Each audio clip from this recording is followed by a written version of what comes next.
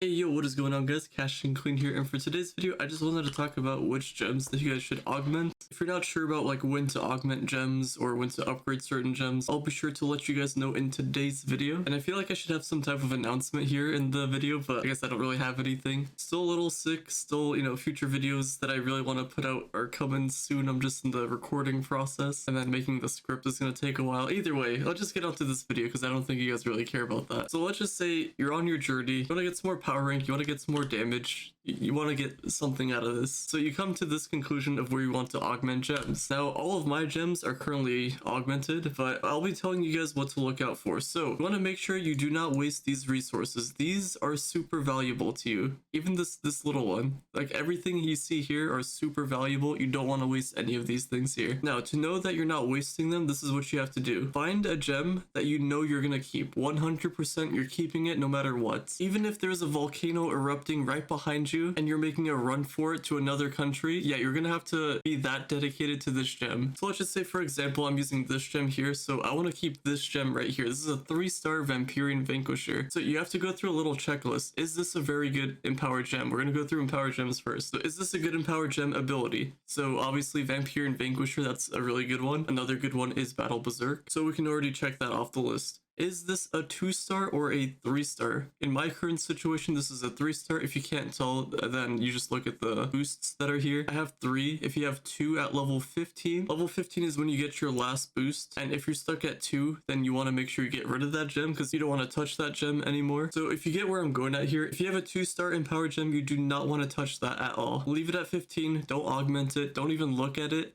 You can actually just throw that into the volcano if you want to. Now, the reason we don't really care about 2-stars is because they're less power rank, you get less stats, and it's just not good. You don't want that one. Just go for a 3-star. Even though they are harder to get, you want to go for the 3-stars. You only have to worry about this with the empowered gems because I guess with the lesser gems, they're already maxed. Well, not maxed, but you know what I mean. They come with 3 pearls at, level 15. Anyway, back to the checklist. See if it's a 3-star empowered gem. If it is, then you want to go forward with that gem.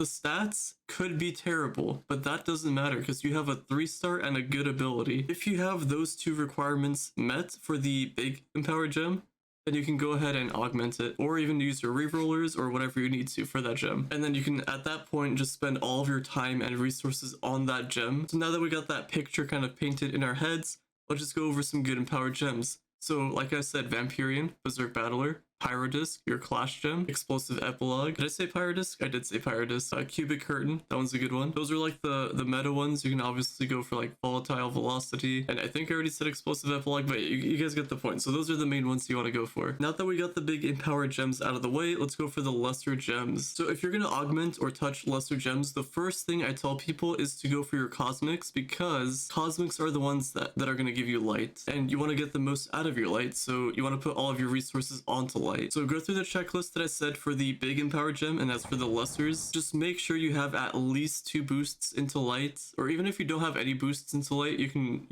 augment it and then use your flares. The flares are a little bit tricky to get, so you don't want to waste flares. So what I would say is just try to find a bunch of cosmic gems that have at least two boosts into light, and then obviously the other stats you can just reroll later. That way, if you have at least 2, you can just try to use your flare to, make that boost go over at some point to light eventually. Whereas if you had 1 or 0, then you would kind of be wasting flares. Flares are super valuable, and they're also really difficult to get. So just make sure you're actually using those when you like really need it. Like life or death situation, like if you have to use it, then you have to use it. Like if you're stuck trying to get 1 roll into light, like for, I don't know, 50 weeks or whatever, that's kind of a waste.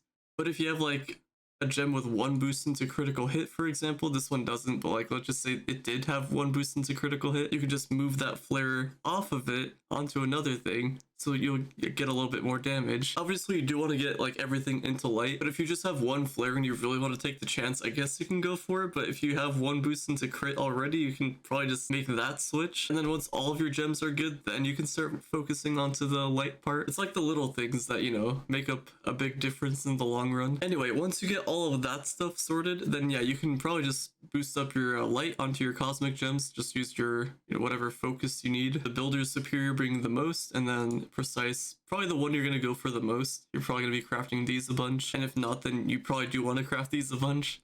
and just use that to augment your gems. And then if you have a bunch of these lying around, the rough focuses, you'll probably get a bunch of these as well from like lustrous gem boxes and stuff. If your gem's at like 98, 99%, you can probably just use that. But if you have something with like no rolls or no boosts, like I don't know, crit damage for example right here, at 90%, if I were to use this, it would go all the way to like 100% if I'm not mistaken. So the percentages kind of go up dependent on if it has boosts or not. So like if I try to use a bunch of these with one with like 3 rolls right here, it would hardly even go up at all. Whereas if I use this on like this, for example, then it would actually go up a lot. I hope that made sense. I'm sure you guys understand it. But just know that if you're using any of these 3 right here, if something has no like boosts at all into anywhere, then that stat will go up a lot. Whereas it would go up less if you used it on something with more boosts into it. I think you guys got the picture though. And hopefully you guys got a better understanding of when to augment your gems. Hopefully this video like helped you understand. You have a little checklist that you have to go through. Is the gem even worth it? Are you gonna keep this gem? And I don't know, just stuff like that. That's gonna be it for today's video though. Hopefully you guys have enjoyed. Drop a like, subscribe if you're brand new to the channel, or if you enjoy what you see. And if you guys want to see something Trove related that's not on my channel, drop it down in the comments down below, and I'll try to cover that in a future Trove video, or if it's something not Trove related. But on that note, I will see you all later. Get me out of here.